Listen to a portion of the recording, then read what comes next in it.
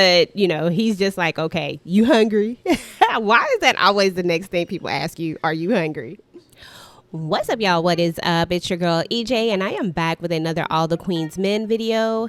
Today, we're going to be talking about season 2, episode 2, and this is the recap. Let's get into it. Okay, y'all, so this episode is going to start right where the last episode left off, and that is with your girl Teresa telling Doc that her husband has beat her up. She's showing him all the bruises on her face, and then she goes on to say, are you thinking what I'm thinking? And she's like, yeah, kill him. And he's like, I ain't thinking that. Like, what the hell? So anywho, she proceeds to tell him, hey, you gonna let him do this to your baby mama? And I'm just like, dude, been your baby daddy for like 2 seconds and you want him to kill somebody? Okay, Doc, you gotta be crazy if you even consider this. But Doc is not having it, so hey. Anyway, meanwhile, your girl Tandy is asking Babyface to do something strange for a piece of change. Now, she wants him to follow her back to her house so they can do what they did the last time they was at the house. Now, Madam and Blue have made it back to her place, and you can tell that Madam is just having a day. Somebody done stole her money. She can't get a hold of them. She done had to kill all these people. And Blue is trying to tell her, hey, you need to stop getting your hands dirty. You need to let me do what I need to do. And so Madam is just like, hey, it's cool. And she's telling her just to go home. And she's trying to keep her calm and like, hey, do not go home messing with Cat because I already handled it. Now, your boy Tommy, who I'm finding out is a really funny character. He provides a lot of comedy relief in this show. I mean, dude is just hella funny for no reason. But he's like, hey, you need to check your girl. You know what I'm saying? Like, she was out of line with Madam.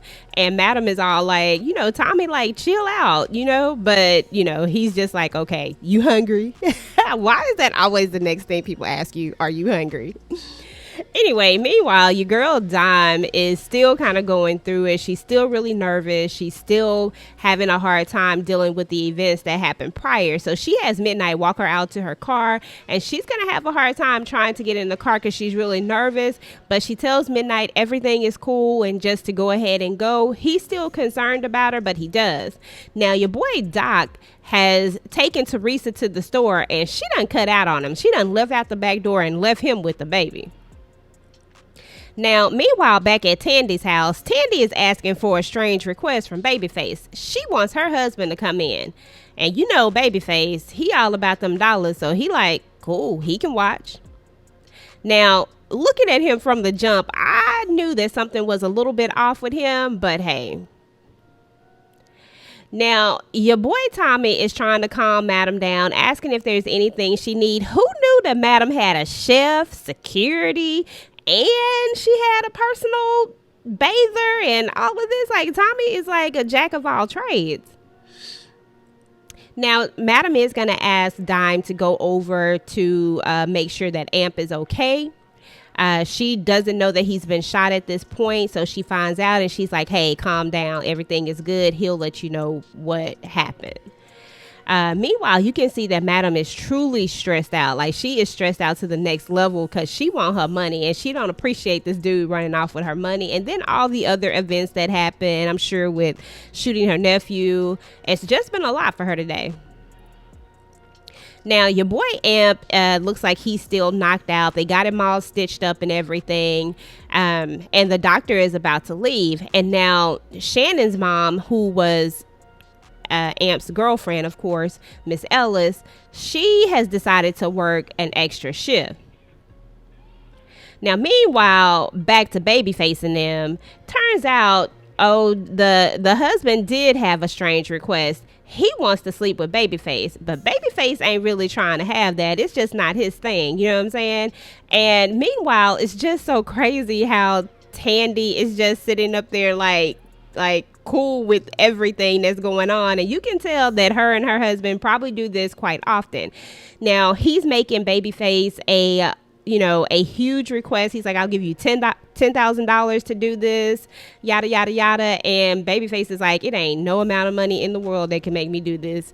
And then he's like, well, come back and see us when you need us, when you get into trouble. And he's like, it ain't no kind of trouble I'm going to get into that's going to make me do this.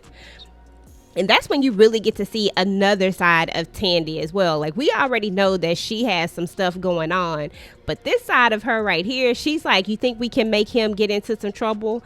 And then the husband is like, I think we can manage it. So you can tell that this is definitely something that they've done before. And these two are definitely doing way too much. Now, y'all, your boy El Fuego just saw the love of his life for the first time in a while. And turns out she a stalker, because she just gonna follow him to his place and just show up. I mean, come on, where are the boundaries in this whole thing? Now, anyway, your boy Midnight is still doing something strange for a piece of change. Y'all know how he do. And the chick that he picked up at the club, they took it back to his place. Turns out he actually lives with another chick. That just doesn't surprise me about Midnight. But anyway, Midnight is just getting his in. And once he gets his, he's like, man, forget it. And the look on her face is just, classic, because she's like, what the hell? You know what I'm saying? Like, I paid for this. Turns out chick gave up her rent money and everything to get the D, and now she didn't even get a chance to get what she wanted from it, so she's refusing to leave. But Midnight is gonna kick her out, and then he's gonna run into Doc. Doc's gonna come over and be like, hey, watch this baby. And then we're gonna find out that Midnight and Teresa actually kind of know each other. Doc's gonna warn him to, hey, stay out of this situation, but Midnight ain't listening. After he heard the word $500,000, he was all in. So he calls Teresa up on the phone and he's like, hey, I got your baby over here. Okay, y'all, so back to Fuego's place. Now, his girl, or his ex-girl rather, is definitely trying to make sure that she has a lasting memory before she walks down this aisle. She's asking Fuego if he will make love to her, but Fuego just ain't trying to hear it, and he's like, nah, you gotta go. Now, your girl Teresa has made it to Midnight's place, and she comes over there all battered and bruised and everything. And Midnight is like, hey, I heard you got something you want me to handle. And she's like, yeah, I want him dead.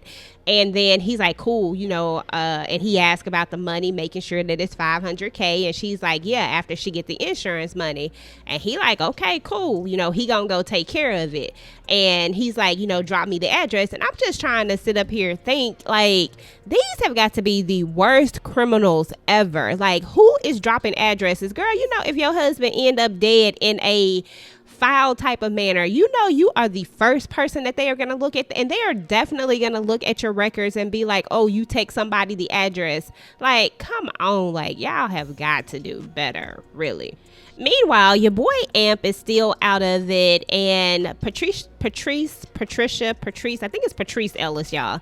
Miss Ellis, rather, Shannon's mom, is just looking at him like, I just want you dead. And it feels like the perfect opportunity to do it, because the doc did say only give him 5 cc's of whatever this drug was.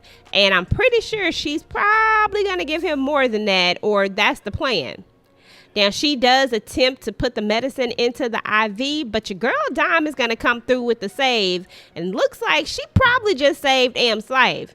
Now, Miss Ellis is going to try to grill Dime about what happened to him, saying that we think he's been shot, amongst other things. And Dime is very adamant that she's not going anywhere, because Miss Ellis does try to get rid of her, but she's like, nah, I'm not going nowhere.